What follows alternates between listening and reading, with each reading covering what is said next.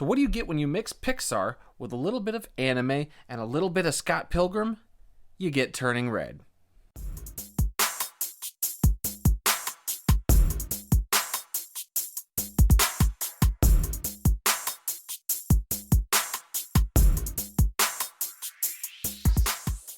A girl finds herself torn between being an obedient daughter to her mother and experiencing life as a 13-year-old with her best friends. What doesn't help either situation is the sudden development that when she gets too excited, she turns into a giant red panda. And yeah, I was looking forward to this movie. I'm really disappointed that it never played in theaters. I guess there's actually a couple theaters, one in LA, one in New York, that you could go and pay a bunch of money to go see there. If you can, cool, but I don't think you want to shell out the $40 to go see it. Disney really screwed over the general audiences with this one, just throwing it straight to Disney Plus, which I'm sure a lot of people are happy about, but I feel bad for the creators and the people who worked really hard on these Pixar films that have been going straight to Disney Plus. So I just wanted to get that out of the way. I'm a little disappointed with Disney that they keep doing this to these Pixar films, because Turning Red turned out to be so much fun. I thought, going in, I wasn't sure what to expect. The style, the trailers never really did anything for me. It looked a little too over the top, a little too not very Pixar-like, and boy was I wrong. And I'll admit that I was wrong, because going and watching this film, it's got the Pixar heart, which is the one thing that I always like when I see a Pixar movie. You can tell a bunch of different stories. You can go about things in a lot of different interesting ways to tell that main, core of a story that they're trying to get across. And it turns, you get a lot of gems. Look at like Ratatouille, or look at pretty much any Pixar film. I pretty much dig everything. They got the couple exceptions, but this here was a delight, and I am very happy that I sat down and watched this. So you get to meet May, or May May as they call her in the film, and she's starting to develop these feelings. She's looking at boys differently, and it's kind of a story about her kind of coming into her own as a person. And she's been an obedient daughter. She's got this mother who's a little overbearing, but there is this bond there that they share that seems really important to both of them.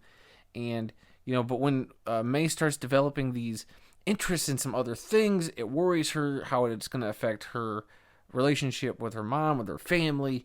And then all of a sudden she starts turning into a giant red panda. That's not a spoiler. The film is called Turning Red, and it's all over the posters and the trailers, so you know what's about to happen. And it's a great allegory of just going through puberty and all these changes, and they make a lot of great gags about it early in the film. I think they do a really good job at bringing in this subject matter that is frankly very uncomfortable for parents to talk about their kids with, and turning it into something that made it kind of accessible, kind of easier to kind of relate and get the point across of what's going on. And I think this is what Pixar is super good at, and they got a talented filmmaker behind this film, Domee, I believe you say Domee Shi, who did a short film for Pixar a few years ago, some of you might remember, called Bao, about the lady and the little dumpling. If you haven't seen it, go check it out. It was a little weird at first, but I think it's a great little short that Pixar put out. And so she gets her directorial debut doing this, and I think she brings a lot to this story, putting this to screen. It's a unique Pixar film, and all the things I was worried about, the stylization, the kind of anime-esque-ness of the trailers, and what they were going to kind of do with some of the animation, really kind of didn't, it worked. And I think that this stylization is a breath of fresh air for Pixar. I'm not going to say that this is the greatest innovation in a Pixar film, but I think it was a much needed kind of turn from typical Pixar stuff, if that makes any sense. We'll see. But I compare it to Scott Pilgrim, and it's got that Scott Pilgrim versus the world kind of vibe, and it's got a little bit of anime, and Pixar kind of all molded into this product.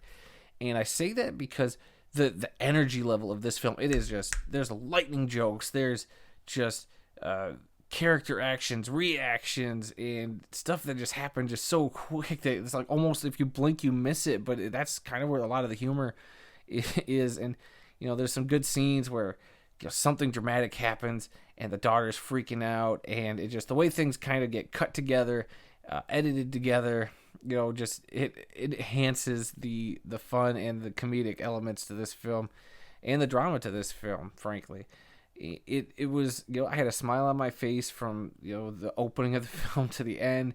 It really grabbed me and pulled me in there at the beginning. So this is going to be a great film for anybody to sit down with, their kids or just family in general, of all ages.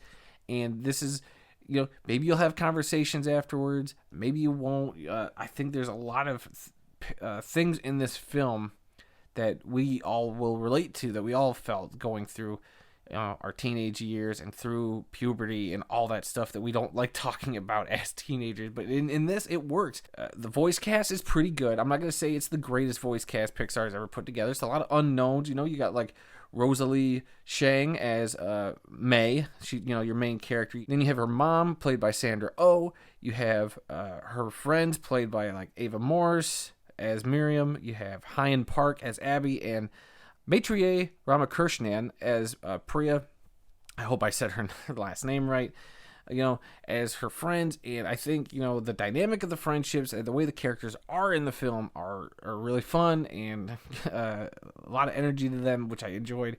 But, like I said, it's a very unknown voice cast for the most part, and I think they do a good job. Like I said, it's not going to knock your socks off like there's been other Pixar films that just get a stellar voice cast that just elevates everything to like another level. This, I think it's solid. I have no complaints about them. I think, they do the materials, they service the material really well. And I have no qualms with that. While the story itself has a lot of great substance to it, it definitely doesn't go as far as I think it could have. That's probably my biggest problem with this film. But other than that, the animation, top notch. I think the editing is crisp, it is quick, and I think it gets in at about a tight hour and a half. There is a post-credit scene. I'm going to tell you right now. I'm not saying it's going to change your life, but there is something after the credits, just in case you're curious. It's a nice, funny little gag, a few seconds long. So don't get your hopes up, but just throwing that one out there.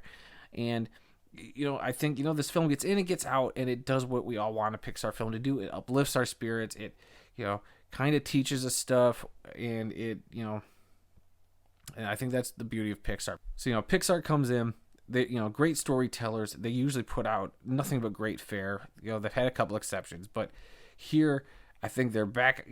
I think I prefer this to their last couple of entries.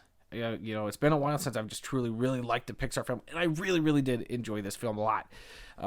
So when you hear me give me this grade here, which is a B+, it doesn't sound like that. You see B+, it's like, oh, that's not as high as you're kind of making it sound. For me, it is a B+. I think this is a really good Pixar film, and but it just doesn't get to the level of some of my favorite Pixar films. So, definitely not terrible, but this is definitely worth your time. I think, enjoying this with family members is a great way to experience this. If not, watching this by yourself, I think you'll get a kick out of it. I think the jokes work, and I think there's something in here for everybody. And yeah, just an overall fun experience. I don't see how anybody could hate on this movie. I think they do a lot of cool choices. The fact that it's set in Toronto, Canada is a cool aspect of it.